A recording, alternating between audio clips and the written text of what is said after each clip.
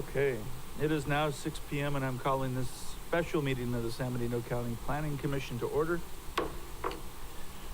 Commissioner Toledo, could you please lead us in the pledge? Absolutely.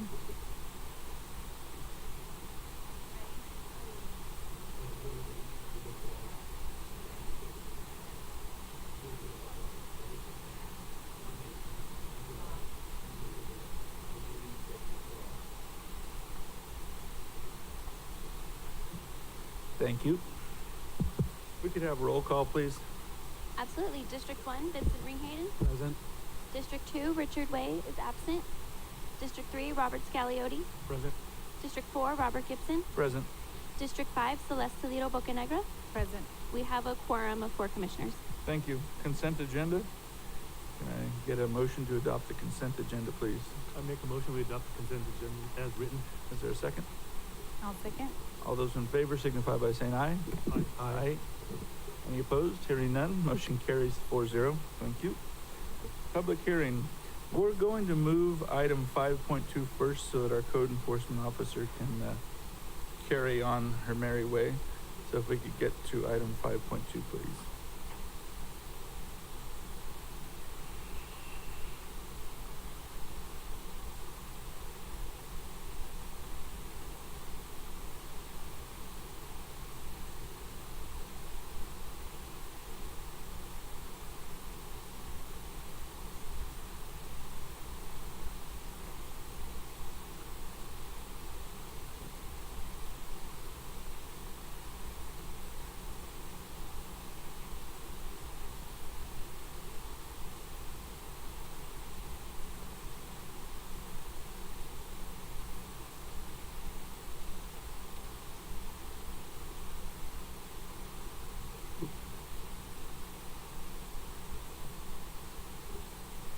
Can you hear me?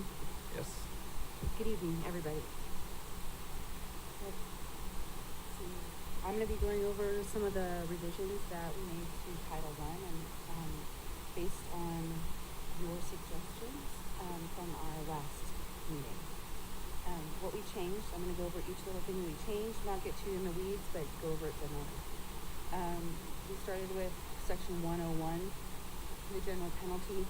We added a subdivision here that every person who maintains or commits any public nuisance, the punishment for which is not otherwise prescribed, is ultimately guilty of a misdemeanor.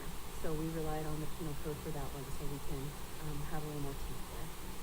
We updated the fine amounts from 500 to 1,000 to be congruous with the reference penal code. So a misdemeanor has a fine of $1,000.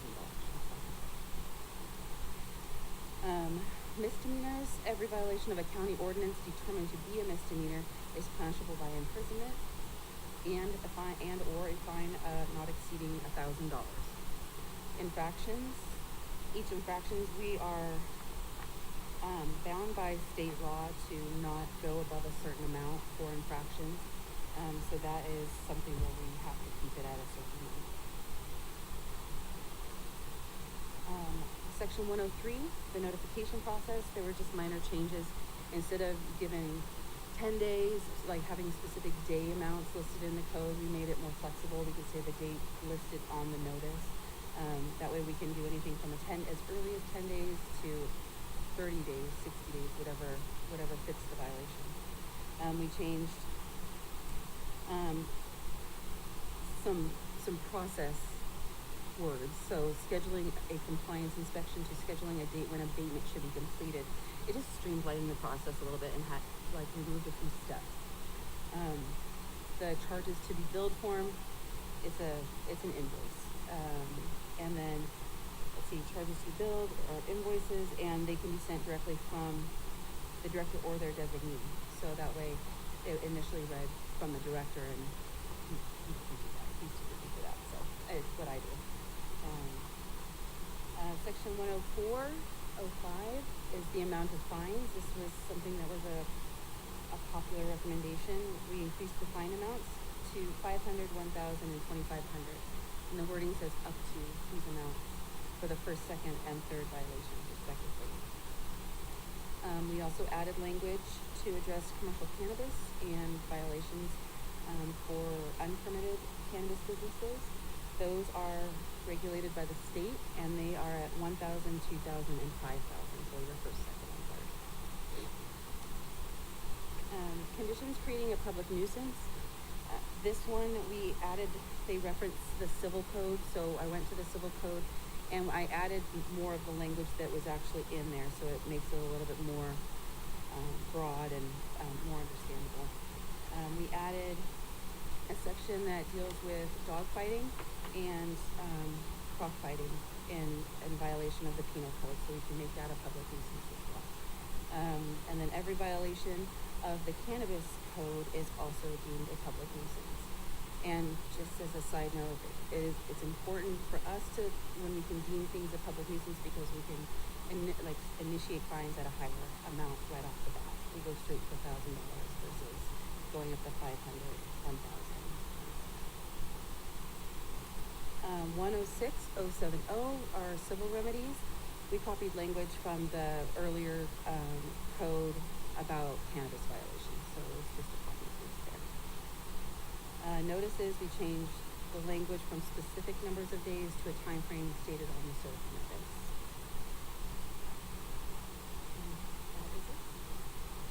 Okay, thank you. Before we go to the commissioners, is there any public comment regarding this item?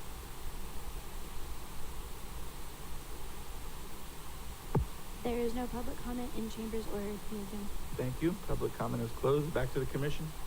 Any comments, questions, concerns? Commissioner Scagliotti. One question. I thought we talked about having a per plant per fine, so much per plant fine.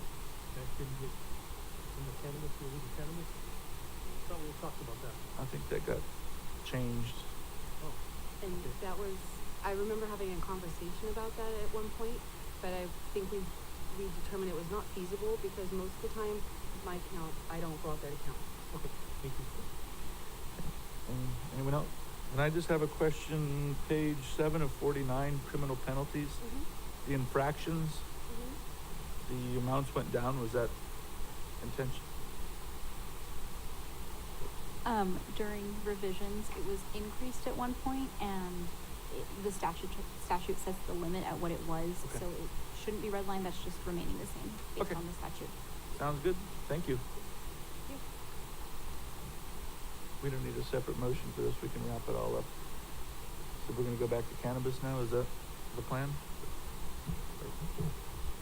Yeah, I think this is its own item, I believe. Okay. Is there a motion to send this item to the Board of Supervisors? Is it a resolution? I'll make that motion to send this item to the Board of Supervisors as a resolution. Okay. Is that sufficient? I will Counsel? second that. Yes, that's Okay. sufficient. Yes. Fantastic. All those in favor signify by saying aye. Aye. Aye. Any opposed? Hearing none, motion carries 4-0. Thank you. Back to item 5.1, please.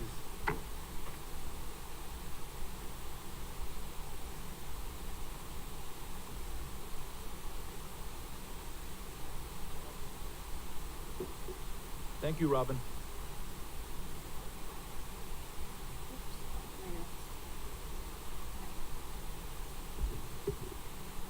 All right. Good evening, commissioners. Oh, To open it for public comment? Yes. Okay. okay. Good evening, commissioners. Stephanie Reich, associate planner. I'm here to present proposed amendments to our cannabis code. For some background, on April 9th, 2024, staff presented an overview of the cannabis business regulatory program to the Board of Supervisors. Because the current commercial cannabis regulations have proven to be inefficient and have presented barriers for a local cannabis industry, the board appointed a cannabis ad hoc committee to review the current program and recommend amendments. So here I am today to present those amendments to you. So as a brief overview, I will review Chapter 702, Cannabis Business, 704, Hemp Entities, and 19.43, Cannabis Business Land Use Regulations. We will also review proposed amendments to the application fee schedule for cannabis permits, and then I'll wrap up this presentation with an overview of next steps for cannabis business taxes. In the interest of time, I will highlight items that have been changed in each chapter, but I will not review the entirety of each chapter here today.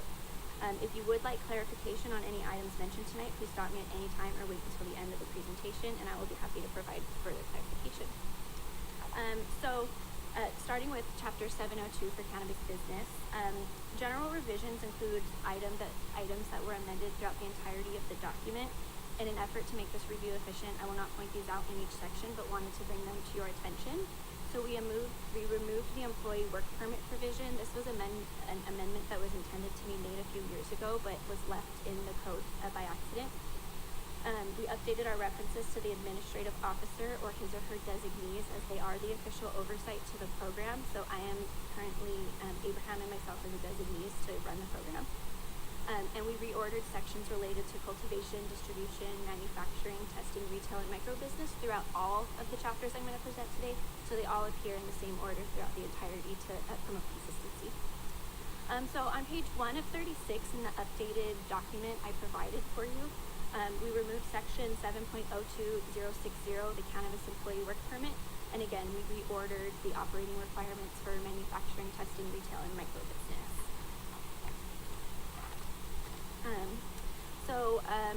In page 3 of 36, 702.020 definitions, we removed the definitions for bureau, cannabis employee work permit, employee applicant, and school bus stop. We added definitions for the Department of Cannabis Control, mixed light tier 1 and 2, and we updated the definitions for enforcing officer, greenhouse, mixed light cultivation, and employer-sponsored child care. Moving on, page 16 of 36, section 702.050, cannabis business permit. We updated cannabis business permit types and added large cultivation licenses, type 9 non-storefront retailer, and type 13 transport-only distributor. We added references to state code for definition of license types, and we added maximum canopy limits. So total canopy limits for commercial cultivation activities in the entirety of San Benito County will be a maximum of 500 acres as of January 1st, 2025. For the following 3 years, the canopy limit shall increase an additional 500 acres per year, not to exceed 2,000 acres of total canopy after January 1st, 2028. So moving on into page 18 of 36, section 702.051, application review procedure and reservation of rights. We updated the procedures for our current application submittals to be sent to the Planning and Building Department, and nowhere in our code did it actually mention where you were applying for this program. So page 22 of 36, 702.070, denial, non-renewal, suspension, or revocation of permit. We removed misdemeanor as an eligible offense for denial and updated the provisions for a felony. This is an amendment that I brought to you in a separate document today. This was not included in the packet. My apologies, this was my oversight.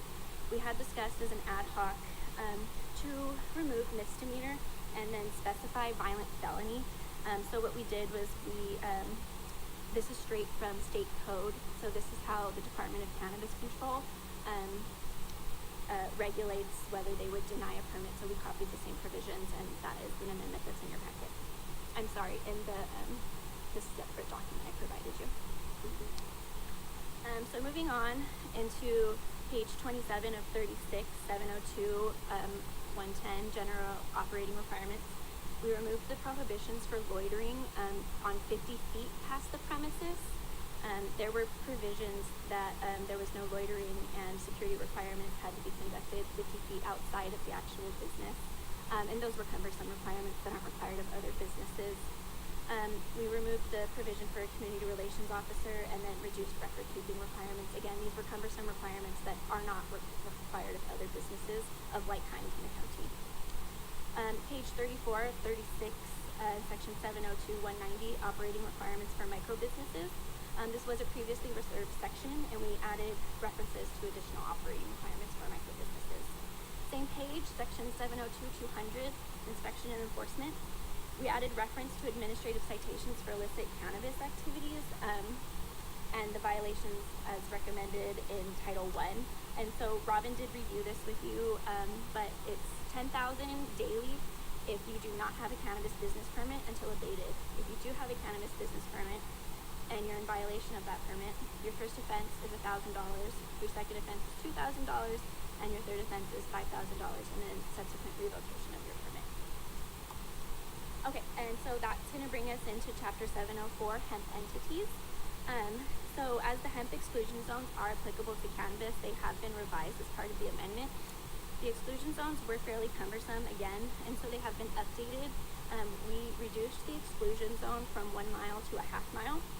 We removed county service areas, the Tres Pinos Water District, and public roads from the exclusion zone. And then we reduced the state roads buffer from 500 feet to 100 feet. This allows for cultivation within the exclusion zone, solely within an enclosed structure. So as a reminder, the current hemp exclusion zones as applicable to cannabis are 1/2 mile of the sphere of influence of Hollister, the sphere of influence of San Juan Bautista, a wine hospitality site, i.e. a tasting room, or a state highway. So that's going to wrap up the amendments to 704. Now we're going to move along into 1943.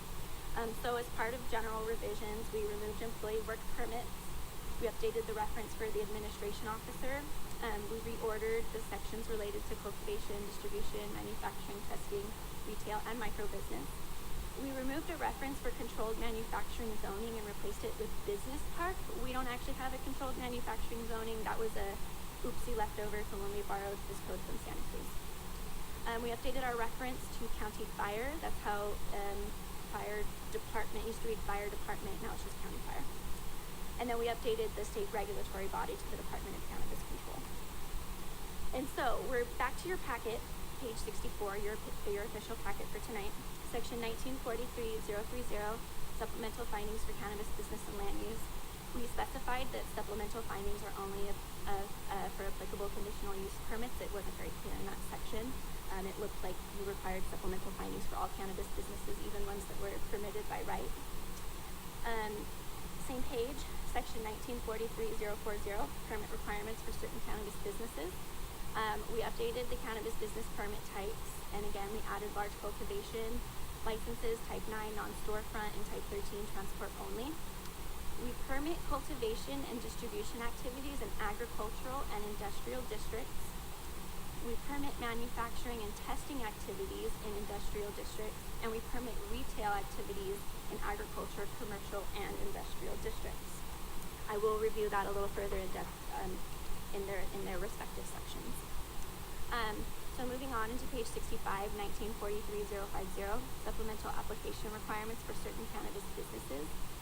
We updated application requirements for cultivation and retail sites. We removed the one-to-one water offset requirements, as that's not required of other like ag businesses, and added application requirements for manufacturing, testing laboratory, and microbusiness sites. Page 68, section 1943-070, general development standards applicable to all cannabis businesses and restrictions. We reduced general setbacks from 100 feet to 30 feet from a parcel. We reduced sensitive receptor setback from 1,000 feet to 600 feet, and this is commensurate with state code. And then we removed the setback from a residentially zoned parcel and included a 300-foot setback from any off-parcel residence. Moving on, same section, we updated the distance measurement to be calculated from structure to structure. There were, the previous calculation, I believe, was parcel to structure, and it would be the cannabis parcel to the off-parcel residence, the premises. It didn't make a whole lot of sense, so now it's just structure to structure. We removed the security requirements like perimeter lighting and locked vaults. We focused surveillance on vehicle entrances and reduced record-keeping requirements for video surveillance. And again, we removed the requirement for 24-hour on-site security and for that on-site security to monitor adjacent lots. Moving on into page 73, section 1943-017. This was formerly supplemental development standards applicable to cultivation sites. It was removed for redundancy because it only included residential setbacks. So that was a 300-foot setback from a residentially zoned parcel that we included into the previous section, which I just reviewed. Okay, moving on to page 73, section 1943-080, operating requirements applicable to all cannabis businesses. We updated the reference to development lighting in the ordinance. It previously referenced dark skies, which isn't a term we use anymore, if we did use it before. We reduced the cumbersome record-keeping requirements and disclosure requirements, and we updated odor control requirements to be specific to indoor cultivation. Moving on, page 76, section 1943090, supplemental operating requirements for all cultivators. We added the reference to the maximum canopy limits as I noted in chapter 702. This permits cultivation activities by right in AR, AP, BP, M1, and M2 zoning districts, but only allows for indoor cultivation in BP, M1, and M2 districts. So this allows for outdoor cultivation in the agricultural districts. Moving on into page 78, supplemental operating requirements for distributors. We updated general operating requirements for distributors to permit distribution and transportation activities in the AR, AP, BP, M1, and M2 zoning districts. And this only allows for permitted activities to occur where suitable storage premises exist. And then moving on into page 79, section 1943-110, supplemental operating requirements for manufacturing sites. We added references to safety requirements like sanitation, fire sprinklers, and packaging requirements. And we updated requirements for maintenance and operation of closed-loop extraction systems. We added operating requirements for edible production to occur in commercial-grade kitchens. And this permits manufacturing activities in the BP, M1, and M2 zoning districts if located within an existing structure. So moving on to page 82, section 1943-120, supplemental operating requirements for testing laboratories. Again, this just permits testing activities in BP, M1, and M2 districts if located within an existing structure. Okay, moving on to page 83, section 1943-130, operating requirements for retail sites. We previously didn't have operating requirements, so they've been added to this section. This permits retail activities as supplemental to cultivation, distribution, or manufacturing in agricultural districts, and permits retail activities in industrial districts if located within an existing structure, and then upholds the existing limit of 5 retail permits in total for the county. So same page, 1943-140, supplemental operating requirements for micro businesses. We updated the permissible zoning districts, and we added eligible activities under a micro business license. Micro business license still requires a CUP in all eligible zoning districts, and we did not change this as part of the code. So I'm going to move on here to our commercial cannabis application fees. So the fees were updated to meet the needs of the current application process without being burdensome to the applicant. Staff reduced the cost of the cannabis business permit from $10,650 to $1,500, which is more reflective of the cost and staff time it takes to review a cannabis business permit. We also updated the appeal to match the current planning division fee schedule plus staff time. And then items that were removed, which don't show up here, and I just want to call out, we removed the background live scan, as this is done either within the sheriff's office or potentially a third-party vendor, and we don't necessarily dictate the fee for that. We removed the renewal application for employees, as this provision was removed from the entirety of the program. And we removed this section for an annual permit, as it was redundant. Under the cannabis business permit application, the applicant is required to obtain a renewal application on an annual basis. The fee for the renewal hasn't been set yet, as staff don't have an idea of the time it would take to conduct monitoring and review for a renewal permit. So once we get some operating going and we reach that 1-year point, we'll have a better idea of what that fee should cost. And so to wrap this up, I'm just going to review next steps for our cannabis business tax. Admin is mostly working on this, our analyst Dulce Alonso, but the current range for our cannabis business activities tax was approved by voters in 2018. In 2022, the board set our tax rate for cannabis activities on the minimum end of this range, which you'll see right here in the second column from the left. The current range for our cannabis activities tax, so here's how we currently compare to other jurisdictions. The tax as it is set is significantly higher than our neighboring jurisdictions. The board does have the option of exempting businesses from these taxes, or taking it back to a vote of the people to reduce the tax range. So staff are working to bring this back to a vote of the people, hopefully during the next possible election, which could be 2026, or unless a special election occurs prior to that. So right now, we do understand that our taxes are a barrier to entry, but we cannot set this any lower than the range approved by our voters until it goes back to a vote of the people. And so before the board exempts any businesses from the tax, they want to see if we can reduce this, again, through a vote of the people.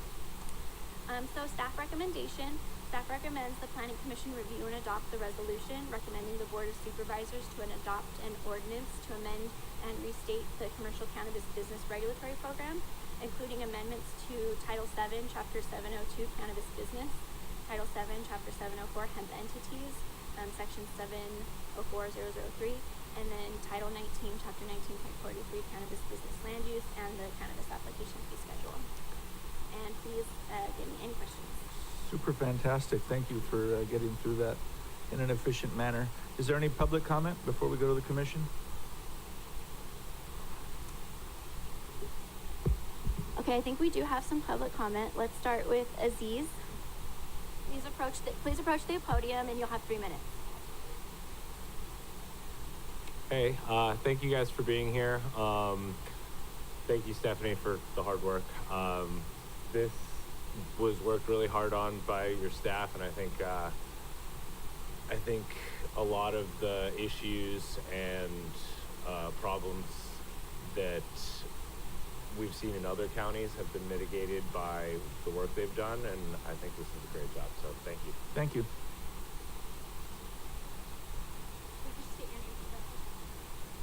Yeah, hello, my name's Darren Story. I was born and raised in Watsonville, so I'm semi-local. I'm also a cultivator there, and we have a organic cannabis brand in California. It's doing pretty well relative to the state of affairs in California. So I'm pretty networked in the cannabis industry in the state, and we've seen a lot of what's worked in other counties and what hasn't, and kind of how bad actors have been able to get entrenched in some local jurisdictions, and you know, some of the travails that local regulators have had to do to work through it.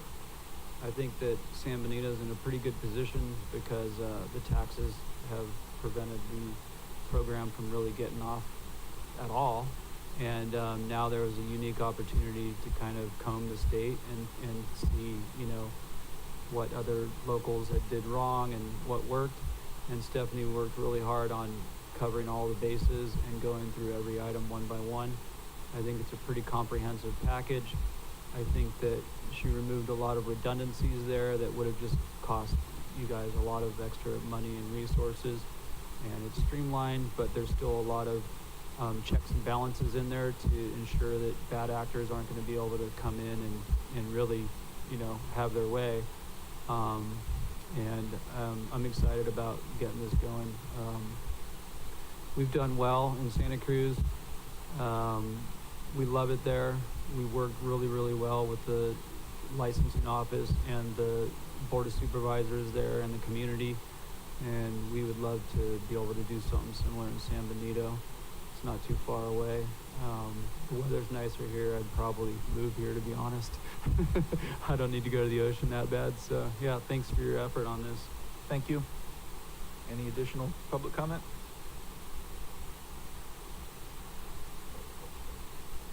Any via Zoom?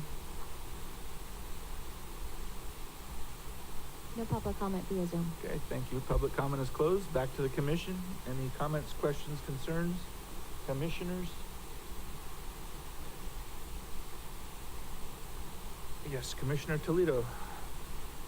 Stephanie, I think you're ready to start cannabis business with all the information that you have. You did good, thank you. My question, I wrote it down. I had a few. You said it would be under cultivation in ag culture district, right? Yeah, so we're permitting by right cultivation activities in AR and AP. Also, I believe EP, M1, M2. But so AR and AP is allowed indoor and outdoor. EP, M1, and M2 is only allowed indoor. Oh, I see. Okay, thank you for explaining that. And, the water source, I was a little confused with, did you cover that? I did, you mean the one-to-one water offset? Yes, I think, yes, thank you, that. Okay, so that's not necessarily a water source. What that is so basically, let's say you have an ag zone parcel and you're already farming on it.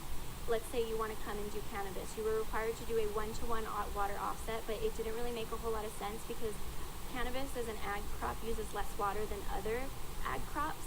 So there was already a reduction in water usage in the first place, so it didn't require a one-to-one water offset. And it's also not something we require of other similar ag industries. I appreciate you explaining that. Thank you so much. And then for the renewal, I would recommend, because it says renewal of license, right? The business license every year, right? And to be fair, a year goes pretty quick, right? So, if we would extend that maybe every 2 years, I'm not sure if that's So an I option. believe that's state does it annually as well, and we want to do Okay, we want that's to match fine. what the state is doing. I understand as a small business owner that you're just, goes really quick, and sometimes it's like, whoa, we're here already, and start the process all over again. Okay, so for a new renewal business license, would they have to start the process before it expires, or? Yeah, per our code, I believe it says 60 days prior to your renewal, or it could be 90 or 60 days, and I can go back and get you that. It does say so in our code. But I really see it as being, and while I haven't gone through one yet, we'll just review their previous application. I think there's different provisions if you want to amend your application, and then it would be like a site visit. We just check that everything's in working order, that they're following their permit. And as long as there's no issues, I genuinely don't foresee a renewal taking very long. It's just going to be a review of previously submitted materials, maybe some new submitted materials, and then an in-person site visit of the facility. Perfect. Just the business owner doing their due diligence and applying for the renewal. Yeah. Okay, great. Thank you for explaining that. And I believe that's it right now. Oh, the business, you said the tax, they want to, my understanding, the max tax for revenue, you want to lower it? So the minimum, yeah. So right now our range, we have different ranges for each activity, but like let's take cultivation. The maximum is $17 a square foot of canopy, and then the minimum is $3 a square foot of canopy. We've set it on the lower range. It's currently $5 a square foot for canopy, but even still, the $3 or the $5 is way more than neighboring counties. The county of Monterey is $2.18. The county of Santa Cruz is a 7% gross receipts. So I mean, we talked about going so low as maybe $1 per square foot, but really, I don't. Admin is working on the taxes, so I don't have much to share on that front. Administration. Can I ask you why they go so low in other counties? Do you know why? Is there like? Well, it's expensive, and maybe our growers who pay the cannabis taxes could speak to that. But so you're being taxed on your square foot of canopy. So let's say you open your business, and your business is, let's just say it's 1,200 square feet of canopy. Okay, you're paying $5 for each one of those square feet. So that's 5 times 1,200. Now let's say you're a new business. You're only growing maybe 500 square feet of canopy. Well, per our code, you still have to pay for the other square footage. So it's just a really cumbersome requirement. It's expensive. It's burdensome on growers. Okay. And I'll chime in also. It's the state is taking most of the revenue. Okay. So we have to reduce ours so that they can still make a profit. Otherwise, if the government, state and local are taking all the profit, then there's no point going in it, which is why we haven't had any successful businesses in the county. Just asking. Thank you so much, Steph. I was trying to help. Yeah. Are you I finished? think with that's. that? Okay, Commissioner Ringhaden, you look like you're ready to go. Yeah, I know everything. I appreciate your presentation. Thank you so much for that. I was proposed cannabis business permit application fees. I was just kind of trying to figure out, it says application, estimated hours, 4 hours, cost $1,500. Can you, that's $375 an hour. Why is that Yeah, not every application takes 4 hours. That was based on the 4 applications I do have, some were more complicated, some were less complicated. The 4 hours is based on the limited applications I have so far, and some may be more cumbersome in time. And so the 1,500 for the was it the pre-application, or are you talking about the business permit? Pre-application. Yeah, the pre-application. So, I believe they are just deposits, right, Ariel? Are they deposits or are they at cost? They're deposits. So, anyways, it is commensurate based on staff time, and it does allow for some wiggle room based on whether we have to spend more staff time working on a specific project. And we see that as being reasonable compared to the previous Yeah. amount, it's very reasonable. yeah. Okay, thank you. Commissioner Scagliotti? No, I don't have any questions, but thank you very much for the presentation. That was a good one. Yeah. And let's get this rolling. Let's get these guys in business Yes. sooner than later. Thank you. So, I just have some spelling and grammar things. Tell me where they're at. In the Planning Commission resolution, let's see, it's amend and restate in its entirety is not spelled correctly. The entirety is off. On the 1, 2, 3, 4, 5, 6th, whereas on page 2 of 3, near the bottom it says, mile to 1/2 mile of a sphere of influence or wine hospitality site, reducing the state road buffers to from. Okay. Check out yep. That may have done it. Oh, yep. And then we already covered the language about the denial, removing misdemeanor and adding the verbiage about violent felonies, etc. So that was it. And I want to thank you. You spent a tremendous amount of time going through many, many pages of the ordinances to get them corrected, and I'm very pleased. Board of Supervisors had 4 ad hoc meetings regarding this, and there were a lot of people from the industry that were there. I sat in on the last 2, and I think it's a much better ordinance going forward. So I will make a motion to adopt Resolution 2024-Next, a resolution of the Planning Commission of the County of San Benito, State of California, recommending the Board of Supervisors amend and restate in its entirety proposed text amendments to San Benito Code Title 7, Chapter 704, etc., with the noted changes to Section 7.02.070 regarding denial, non-renewal, suspension, and revocation of permit. And that was the language regarding misdemeanors and violent felonies, etc. I think that covered it. Is there a second? Second. All those in favor signify by saying aye. Aye. Aye. Any opposed? Hearing none, motion carries 4-0. Thank you all very much. Thank you. Thank you. That was not painful at all. Next item, if we could return to 5.2 and finish off the rest of that, I believe. Or did we cover? We did 5.2 in its entirety. Oh, fantastic. 5.3, please. Adopt the attached resolution that recommends the Board of Supervisors adopt the attached proposed draft ordinance provisions to amend and replace in its entirety San Benito County Code Title 25, etc. Good evening, Chair, fellow commissioners, and members of the public. Thank you so much for coming out tonight. I just wanted to report on a few of the changes since our August 8th meeting earlier this year. Under 2501, public hearing procedures and noticing, per direction of the commission, we updated language clarifying noticing requirements from 300 to 1,000 feet. There weren't any changes on appeals, expansions, or non-conforming uses.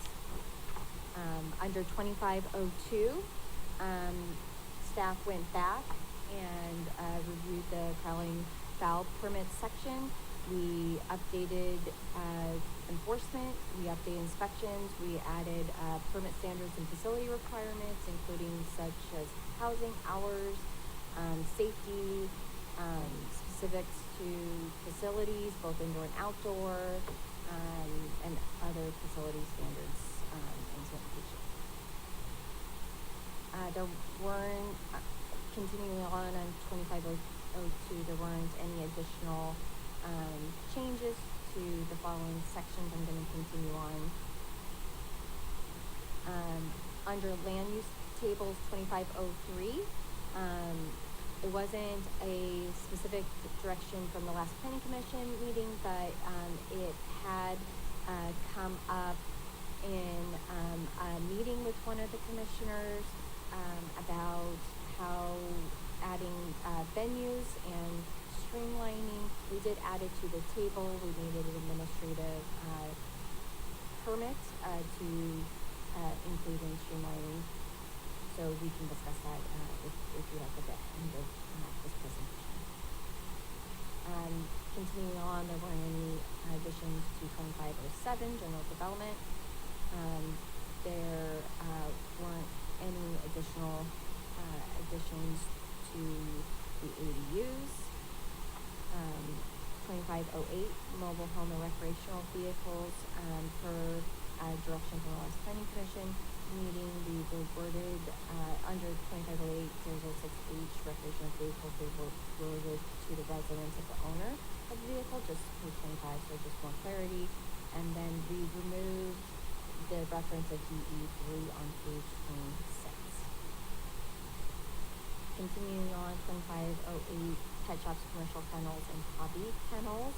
Per reduction of the last planning commission, a couple, notes with just clarification. Page 34A2, we updated to 12 more kittens. Updated that kennels be required to not only, post operator or under the manager's name, but also their contact information, page 35. We also updated that asphalt not be included in building materials for kennels, page 30.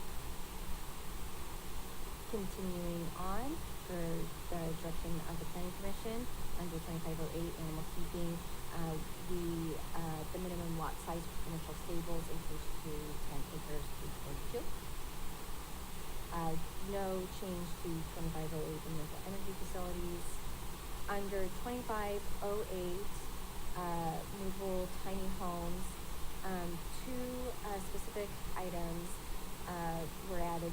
One, from our last planning commission meeting, direction on mechanical equipment shall not be located on a roof except for solar panels. So we, this would include satellites, so we added satellites, so that was page 26. But item C, foundation or pad, there had been a discussion about, is a paid parking pad, required? We talked to the building official. There's a lot of, requirements, that, and so it could be required that it be paved. It could also be allowed to be, other, holdings. And so in order to allow for the different situations, we just put that it may be required, because there might be situations where that parking pad, would be required on that particular case. And then there's also, and we put it at the discretion, or the alternative paving methods are permitted at the discretion of the building official, which is in line with, other building permits in place. And we can discuss it then with the application, if there's any questions on, the, language changes. This would be an addition to what was produced out through the packet from last Wednesday. So in your motion, if you could, include these particular changes under 2503, sections C, foundation, or pad. No changes to short-term rental from our last meeting. Under 2508, commercial sports shooting and indoor shooting ranges, per, the direction of planning commission, we striked out the 10% of, parcel size on page 82.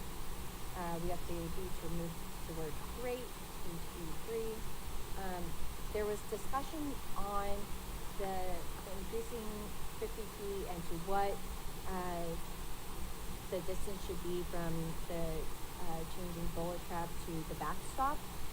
There was direction to reach out to a few businesses, Marquis in Watsonville, and then also the Santa Clara range. Multiple attempts were made to get in touch with Marquise, but we weren't able to get in touch with them. However, we did get in touch with the Santa Clara range, and they require 75 feet. It's what's required for law enforcement, and so that is why in the packet you'll see that we modified it to be 75 feet. We can discuss that further if you like. And then there's direction to include required an emergency kit, page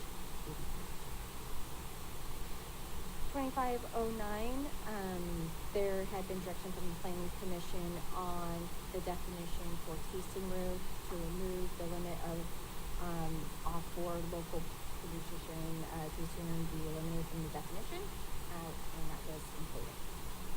There were no additional changes, except the revised director and anything relating to use of the code, just clean up that we presented at the last meeting, so the no additional changes here.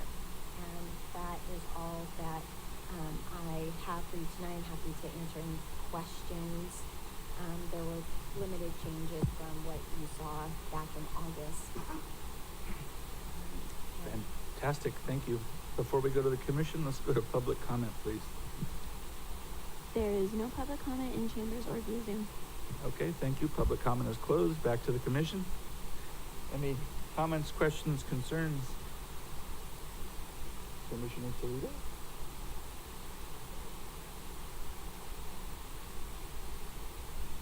Might as well. Okay, so, can you go back where the commercial sport shooting and indoor shooting ranges? Strike 10% of parcel size on, can you explain that again? 10%, like striked? It might be easier maybe if I pull up the code, maybe give me just a second. Perfect, thank you.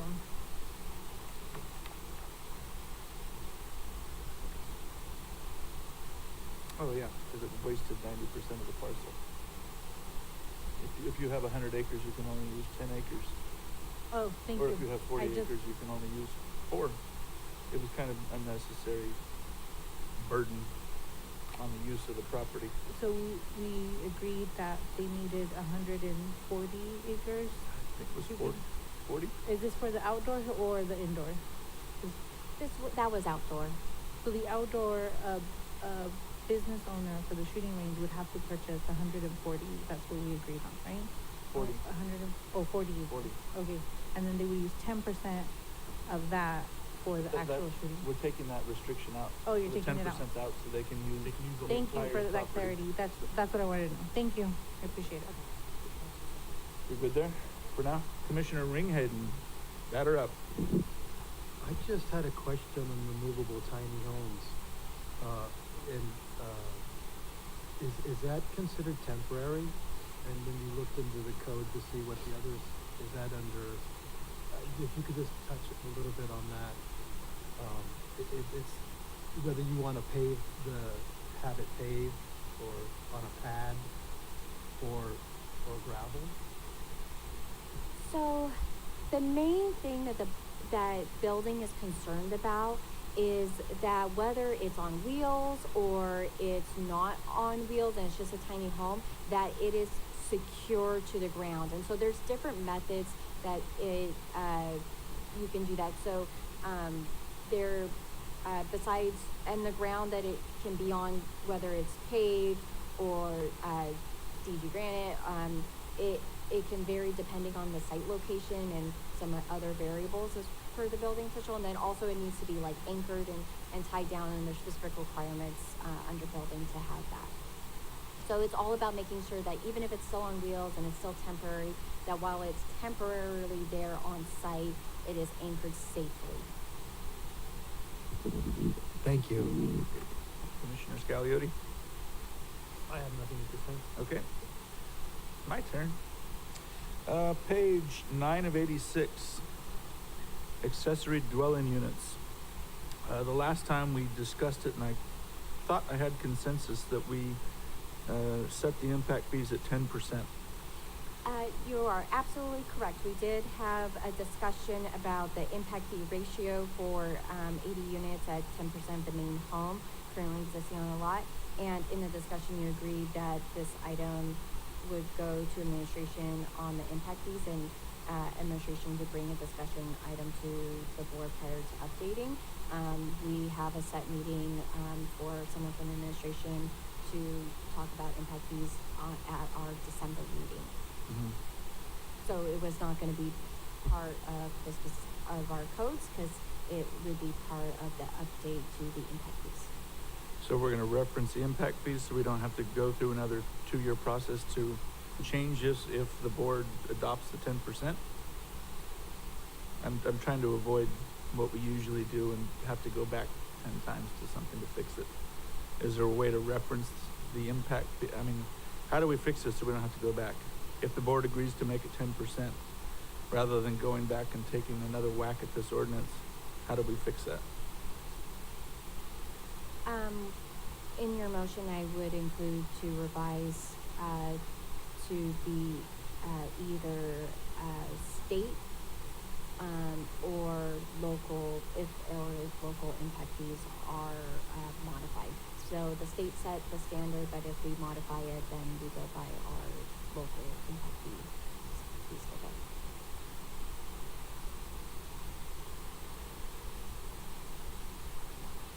Okay, we'll cross that bridge when we get there.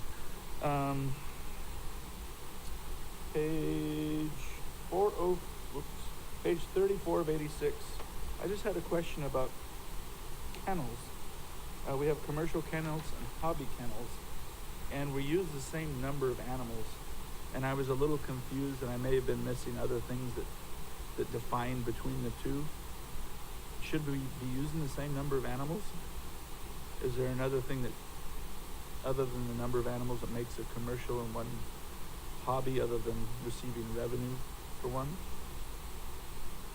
I was a little unsure of that, if hobby should be reduced by one animal so they're different numbers, or if it doesn't matter and we just proceed merrily along. It's up to the discretion of the planning commission. We previously didn't have any code on commercial kennels, and so staff was just looking to incorporate standards to address that wasn't being addressed previously. If there is a specific will of the commission, we can modify such commercial kennel code. Okay, before I go to county council, you can ponder that question. I will go to Commissioner Toledo. Have we ever had a problem with that? No, I'm just confused by the definition. If you're saying these two things are different, yet the numbers are the same, it doesn't make any sense to me that they're different. So how do you know if yours is a hobby and you have the same number of dogs as the commercial, and the county comes after you and the county says, well, you're commercial because you have this number of dogs, but the hobby thing says the same thing, then it's typical government nonsense to me, and I'm not understanding why. Is there anything else in the code that has the definition of commercial versus hobby other than the number of animals? That's what I yeah, I don't know offhand whether the definition is different. That said, I don't know why there needs to be a distinction between the number of animals that somebody houses. Well, is there another distinction? How do we not confuse people between hobby and commercial? Yeah, if there isn't a definition included, then that would serve that purpose, yeah. Do you have to get a business license to have a commercial? Yeah. So would that be the difference? So how do you, if somebody has whatever the number of cats and dogs, and then code enforcement goes to them and they say, well, you're commercial.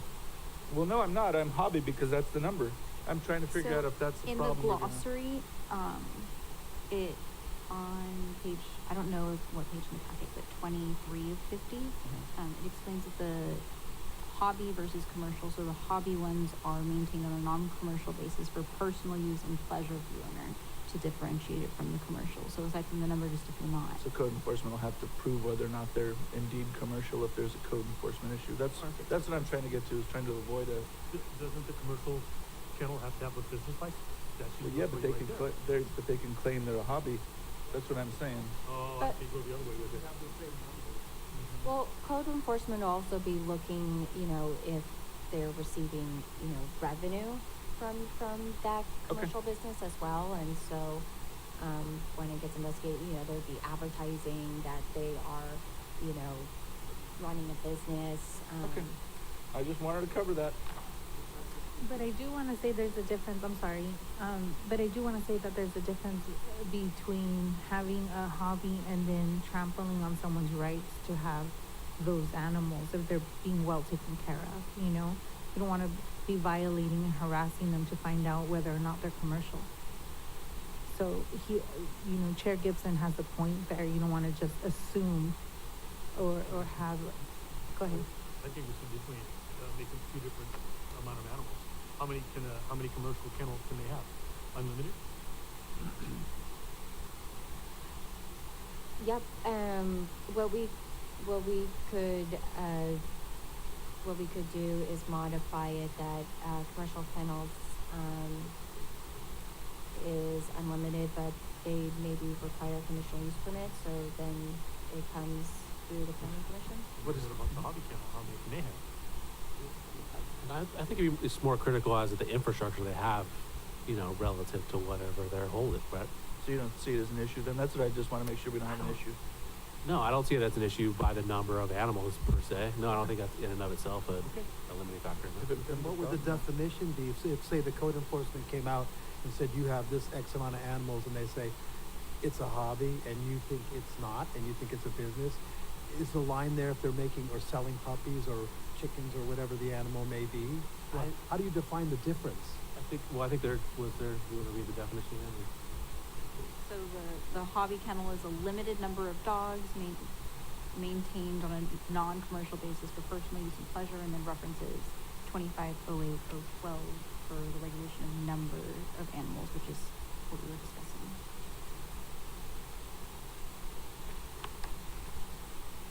And then to make it, 5 or for the fewer. commercial definition, it's, Never mind. more than 5 adult dogs, 12 puppies. I got it. It's in the language, 5 or fewer. One is 5 or more and one is 5 or fewer. Okay. Yeah, there you go. Muy bien. So more than 5 adult dogs right there. It's in there. Read the first time. Yeah. The other question I had was spay neuter. Is that addressed in this, or should it be addressed, or are we gonna address that? That is actually going to be addressed in our, Title 13 Animal Code update Okay. that is being worked on by staff and will be coming to you, in the new year. Very good. Page 76 of 86, paragraph C, foundation or pad. This is for the tiny homes. A paved parking pad. I just want to make sure we get that language. So, Or was that part of your? in the presentation, it was not included in the packet. That would be, to include all changes, including that, and I can bring up the slide again.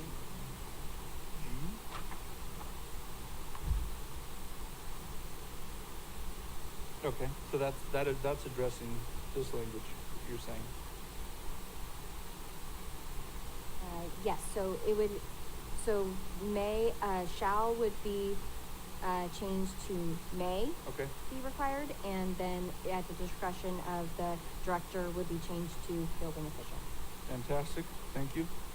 And then you already answered the question about the 75 feet being changed from 50, although 50 is not struck out on page 83 of 86 under length. The length of the range must be sufficient such that the shooters will never be closer than, and then it's spelled out 50 and then has 75 in parentheses. If we could just change this, the FIFTY to a 75, please. And then we'll be consistent there. And that's all I had. And again, thank you for the tremendous amount of work you've put into this and time. I appreciate that we're getting our ordinances updated. It is fantastic.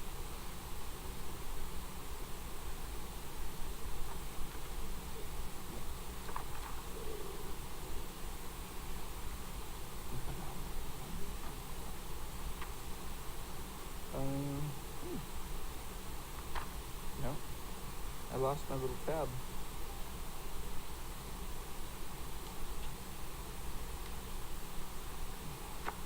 Cheap tabs that fell off. Okay, So, anything else, commissioners? Okay, so I will move to adopt resolution 2024-next with the changes of the text regarding movable tiny homes that were presented and the language regarding impact fees for ADUs as stated by staff, that we will do our best to get that changed to 10% if the board and the impact fees go along with that, which I strongly suggest we do because we're trying to make them affordable. And the cost of building materials is not affordable in California, so if we can help get the cost down, I think that's an intelligent way to do it. So, is there a second for that motion? I'll second. All those in favor signify by saying aye. Aye. Aye. Aye. Aye. Any opposed? Hearing none, motion carries 4-0. Thank you very much. That item is done. Item 6.1. Presentation of ordinance amendments to Title 23 subdivisions, etc.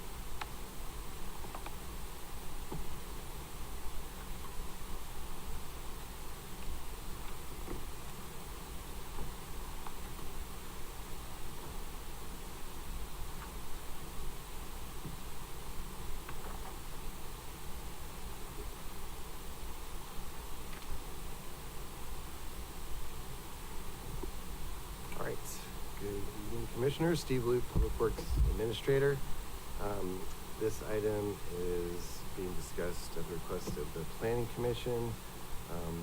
Back on August 7th, it was requested during discussion of Title 23 to research other jurisdictions regarding frontage road improvements, so that the Planning Commission, I think, could make some, I guess, final determinations to be placed into revisions to our code. And so we've done that. And just to revisit back on August 7th, bless you, the discussion was that for major subdivisions, there would be 100 feet of frontage road improvements required per lot of the major subdivision.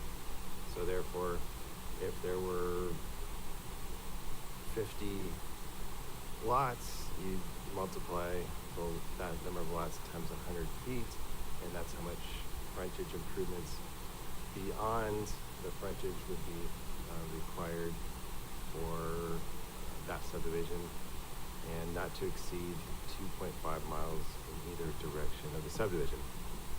So we had a discussion, and the request is to staff was go research at least 5 other rural counties and compare their codes and see what they have. We actually researched 8 counties.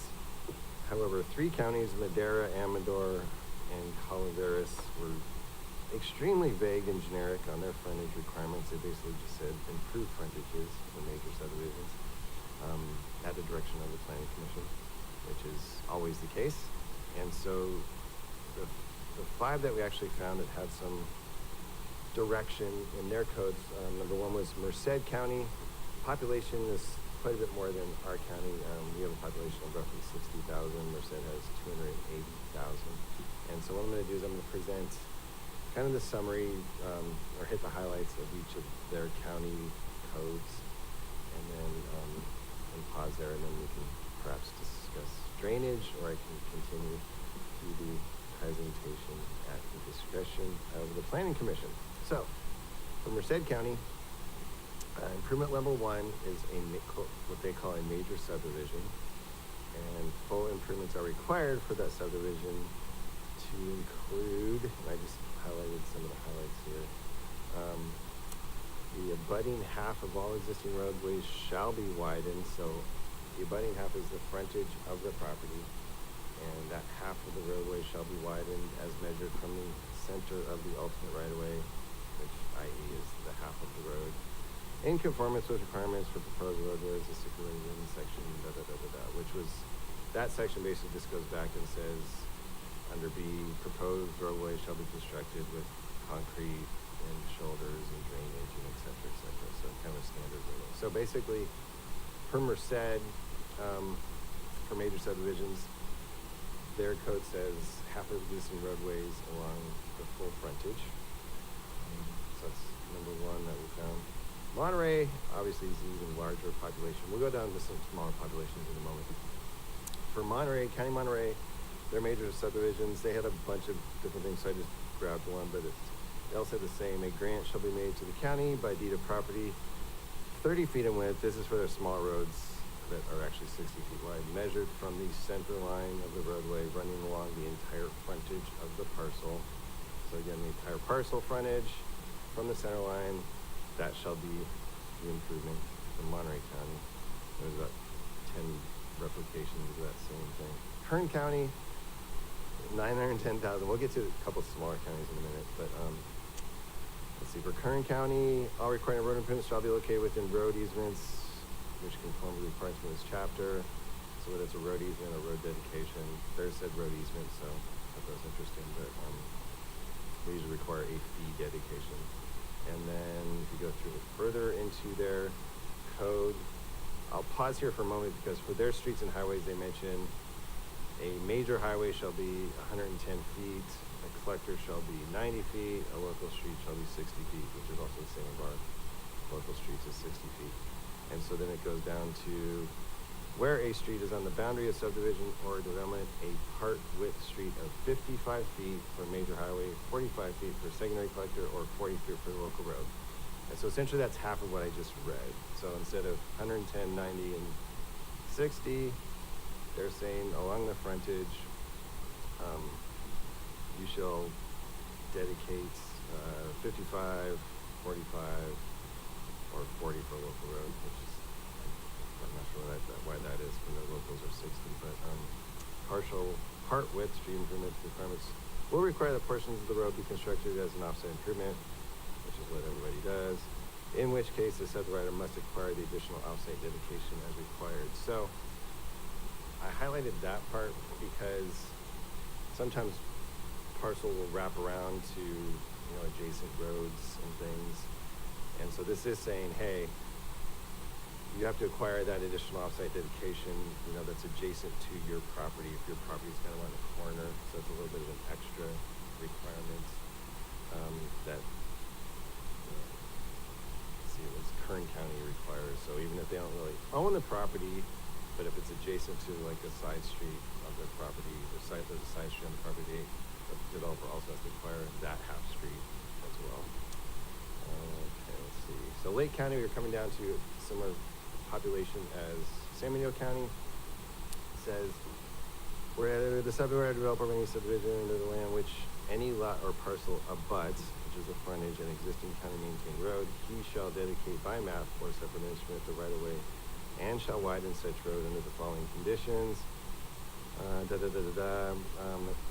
30 feet from the center line, because their roads are mostly 60 feet total, so they say 30 feet from the center line of the existing road, which abuts said road, so along the frontage. The widening shall consist of grading, draining, etc., etc. And for collector roads, they're 50 feet, and they shall say from the center line you shall acquire 25 feet. So essentially Lake County is a half road. Okay, so now, a little bit different for Tuolumne County, which is also the same population roughly as our county. Determining which road shall be approved. Parcel roadway driveway improvements shall apply to any roads which serve any parcel within the proposed land subdivision and which do not meet required development standards. In other words, they're not already the full width that they need to be. Such standards shall apply to existing county roads only along the frontage of the subject parcel. However, where an existing county maintained road is designated as an future arterial, so they're going to list a bunch of different types of roads, and they say abutting the parcel, but they also say the applicant shall dedicate 50 feet minimum along each side of the center line. So in this county, Tuolumne, they actually require a full width for major subdivisions along the frontage, not a half width, a full width. And it goes through different types of roads. It does say abuts a subject parcel, but it also says you shall acquire and dedicate, X feet minimum along each side of the center line. So they're saying in Tuolumne, actually, the developer has to acquire both both halves of the road. So it's actually similar to what this commission was discussing previously, at least, for a major subdivision acquiring the full width. And it's also the same size county as our county. And so, in summary, for these counties that had requirements, 4 of the 5 counties require half-width street along improvements along the abutting frontage for major subdivisions. However, follow me, 1 of the 5 counties does require a full-width street along the abutting frontage. So there's some precedent there. Unfortunately, we couldn't find any counties that require extending improvements beyond the frontage. But it should be noted that, most major subdivisions, they have to go through some type of CEQA. Pretty much all of them do, actually, and then they have to mitigate their impacts. But the impacts are usually, as you all know, improve this intersection, put a signal this intersection nearby, or a signal this intersection nearby. So we researched 8 counties. That's the summary of the 5, and I can pause there, or I can go into drainage. Keep rolling, please. Okay. So, drainage. Planning Commission requested staff to expand the 100-year storm drainage requirements to 50 or 500 years or 1,000 years instead of a 100-year storm, and to hold 100% of additional runoff generated by the development, and to review City of Hollister code regarding percolation wells in retention ponds. So, our current code is for a 100-year storm, and it does require for the 100-year storm to hold 100% of additional runoff. However, it does not include the 500-year or the 1,000 years. So we did research with this request, and just for the amount of rainfall you're going to get with different storm events in our county, depending where you're at, for a 100-year storm in a 24-hour event, there'll be about 3 to 4 inches of rainfall, depending on where you are in the county.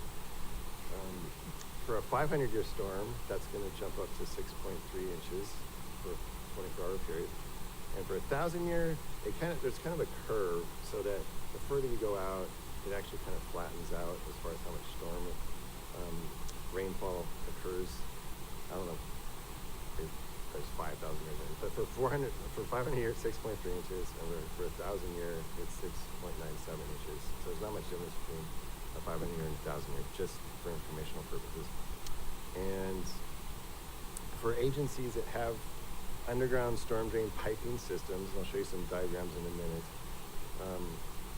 those underground pipes will typically hold a 10-year storm, which is slightly less than 3 inches, and the 10-year storm will go into those pipes, and our code is a 10-year storm. Some counties actually just do a 5-year storm in their pipes. Our county does a 10-year storm. There's a few that do 15-year storms in the pipes. And once the pipes fill up on a 10-year event, and water gets into those manholes, eventually then you transition to the water coming up into the streets. And the streets carry the 100-year storm event. And I'll show you a diagram in a minute to kind of explain that a little bit better. So, diagram on top. For 5-year, 10-year, 15 years, depending on the county, ours is a 10-year storm event. The water stays essentially in the underground sewer system, and it starts to rise up. Once it gets to the 100-year, the way that engineers design the roads is that those roads have to be designed within the right-of-way to carry the 100-year storm event, and so that homes don't flood, basically, for a 100-year storm event. When you see all the pictures of flooding and houses, submerged, that's basically because you have somewhere between a 100-year and a 500-year, or more storm event. And then, just for context, FEMA doesn't really deal with anything more than a 100-year storm event for flooding insurance purposes and those type of things. So, let me give you another diagram. It's kind of a sectional view. So, what you're looking at, the orange is a piping system that goes underneath some neighborhoods. And the primary system for storm sewer is the orange. That'll fill up in 5, 10 year, 15 years. Ours is a 10-year storm event, and it rises. And so that first blue line above those pipes, that's actually the hydraulic braid line, the water line for that 10-year storm.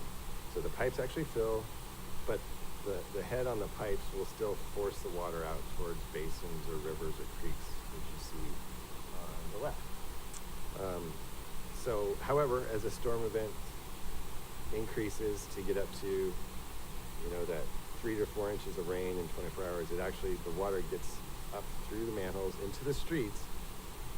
And for the 100-year storm event, the streets convey that 100-year event, and that is supposed to route water to basins and keep the water out of homes and things.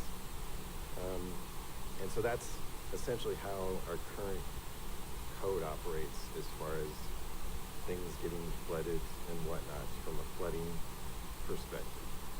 And so, okay, let's just keep going. So now we'll talk about percolation wells and ponds, which is the other request of the commission.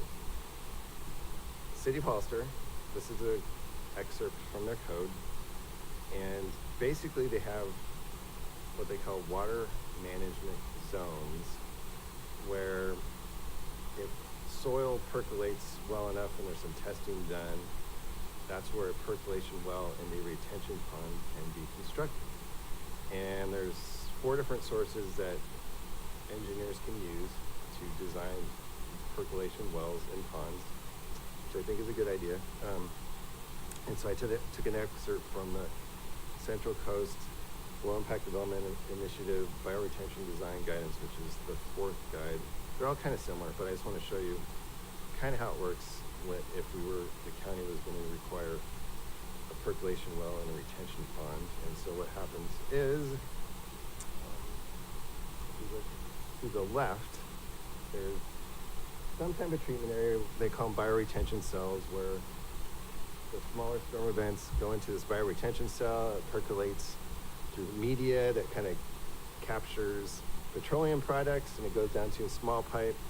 That pipe goes over to a structure, and then to the right of that diagram is essentially, they call them dry wells, but they're drilled wells with 6 to 8 inch casings that go down to, do this up, 10 feet above the seasonal high groundwater level. So an engineer would determine how high the groundwater is in that water management zone, and the bottom of that pipe would stay about 10 feet above it. So the theory is, it'd be able to kind of percolate down into that aquifer or whatnot.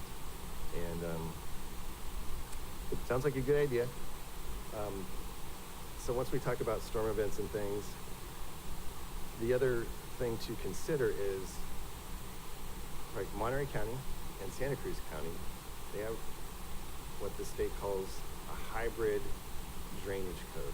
And so if you're in a rural area and you're in 2 acre, 5 acre, 10 acre, 100 acre lots, you have kind of what's similar today to our county code, where you still have to, mitigate whatever extra flows you create, but you basically just have a basin at the low point of your lot or project, and then that typically just drains to a creek or a ditch or a river nearby. And that's Santa Cruz and Monterey. They have that for the rural areas. And then they have what they call urban zones, which is where if we had subdivision, like some of the subdivisions on Fairview Road, those type of subdivisions would actually have a code similar to like the city of Hollister.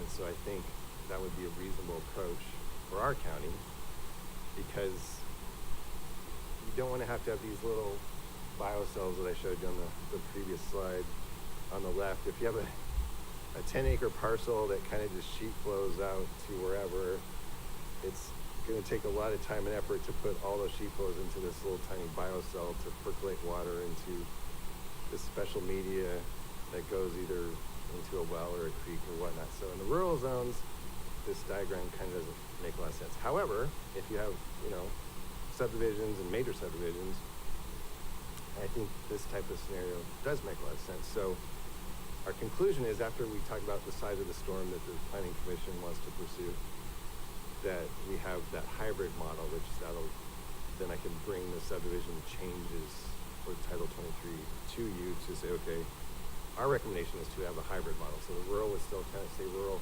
and the urban would have more of a city of Hollister type of code. So I'll pause there for questions. Fantastic. Thank you, Steve. Appreciate that.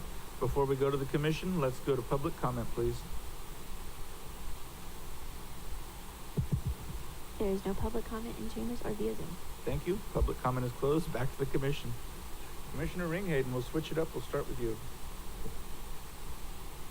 I just had a question regarding, and I know we probably talked about it maybe, but it says not to exceed 2.5 miles.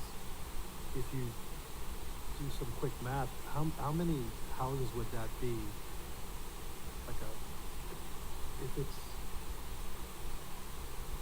So it was, I believe, let me go back to that slide. so, a mile is like 5,280 feet. Correct. So 100 feet, so let's do some quick math.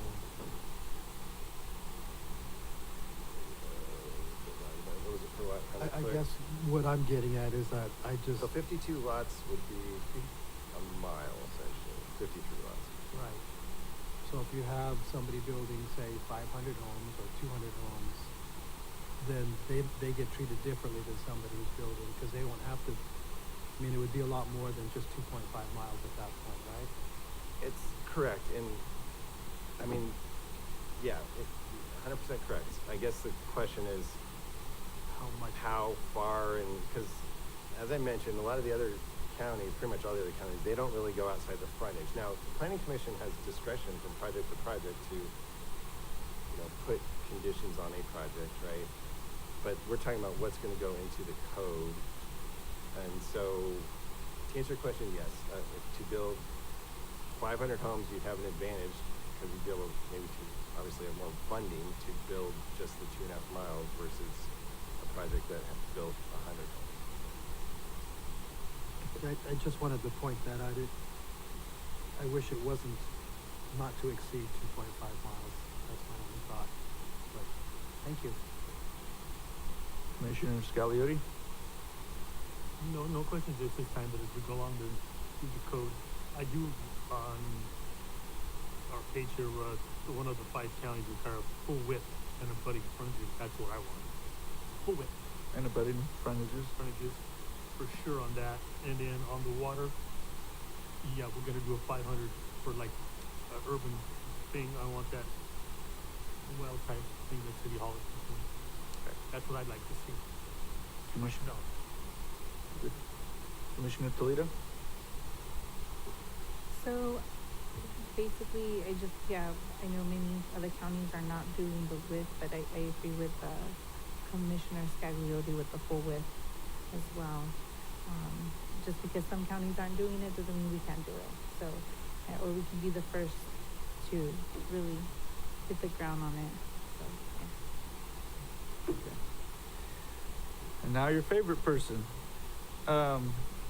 It just irks me when people always ask, well, what do other jurisdictions do? Everyone's afraid to be the first one, and obviously we're not the first because Tehama or whoever did the full width, but I'm quite happy with full width. And we had the discussion about capping because the attorneys were afraid to get us sued. So we did cap it, and I didn't like that.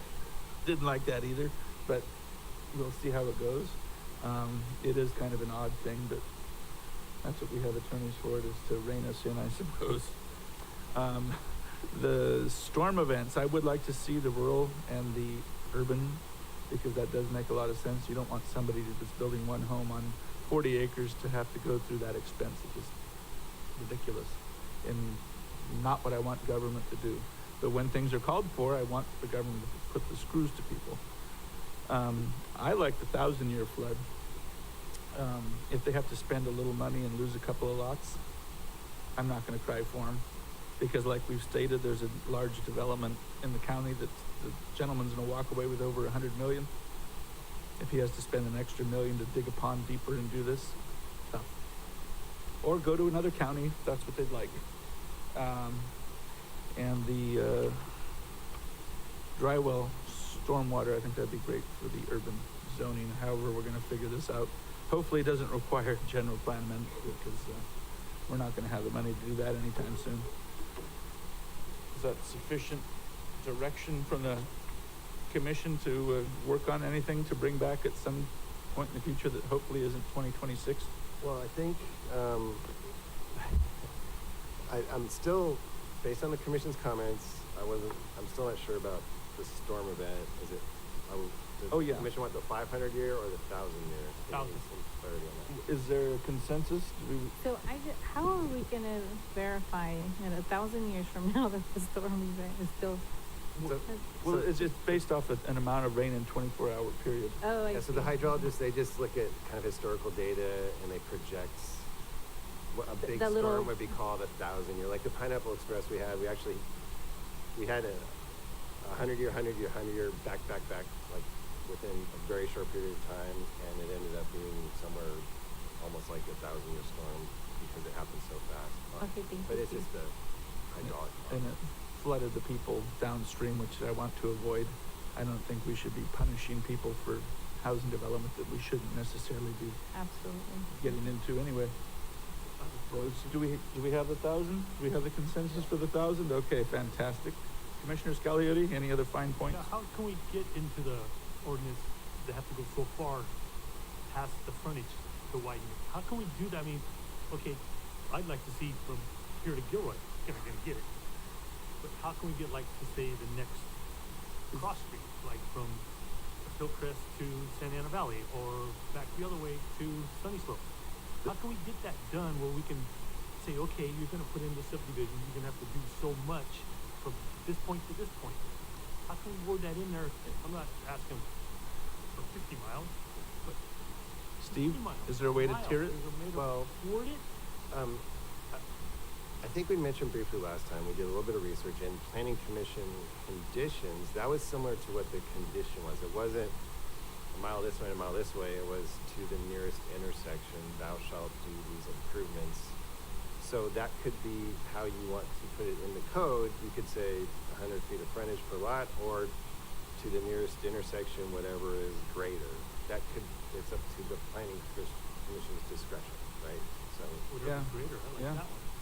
That language is excellent, whichever is greater. Whatever's greater, I like okay, that so one. you want to place that in for when I bring it back? Please. To the nearest intersection or 100 feet per frontage, whatever is greater. Yes. Okay, that's the direction, so, sounds good. Just make sure it's full width, please. Full width, yes, full width, yes, full And width. also write in there somewhere too, that if there's gonna be a subdivision a little bit off of the main thoroughfare, like there's properties in front of the subdivision, that they have to make sure that that frontage gets taken care of. I think you know what I'm talking about. Is there a way to figure that out? Is there a way to word that in there? Before the project goes any further than where it needed to be? We can, but, If they can do it on the city side, we can do it on the county side. okay, well, I'll bring Figure some out some language wording, back. yep, I'll figure out bring some some language wording. back, and then we might have one more. Well, the tricky part is, what if that subdivision is 3 miles from the nearest road, right? I mean, sometimes if a subdivision is close to a arterial, but, you know, to get, I don't know. But I'll put something You know what I'm together talking for about, you. right? I'm talking about the project that's on Fairview Road that's behind those Cypress parcels. Correct. That's gonna stick out like a sore thumb in this, something But, gets done. and also, I think there's going to be a lot of pushback that we're not going to have major developments 3 miles from a county road as well. And I think if we get this in the code, it'll make it perfectly clear to developers that the ways of the past are no longer. And so the direction to staff is if an access from a proposed major subdivision, I'll just say well, not even splits parcels, is routed through 2 other parcels that are located on a frontage, that the request is that subdivision would have to improve that Purchase frontage and as well. improve. That's the Purchase and direction. improve it, Yes, yeah. please. Okay, so I will bring that back in that fashion, so. Progress. We're working on it. Wunderbar. We're working on it. Anything else I can think of at the moment? No. Anyone else? Anyone else? So that's sufficient, right? We don't need any kind of motion because this is just direction to staff. Correct. And we're allowing for exceptions, of course, around this stuff, yeah. No, it's We'll figure things out as we go. Okay. Was there a date that you were thinking about? Or is this 2024 still? Or are we looking at? We can bring this one back to the next regular agendized planning commission. I don't know if Ariel is. Sorry, just with noticing requirements, I would recommend the December, Meeting? yes. The regular Yes, one? I'm not gonna be here in November. Okay. December. Fantastic. Anything else, folks? Or is there a motion to adjourn? Thank you, Steve, for all your work and Thank you, Steve. We staff. appreciate it very much. Any, I make a motion, we adjourn. I'll second. Oh, sorry. all those in favor signify by saying aye. Aye. Aye. Any opposed? Hearing none. We are adjourned. Thank you all very much.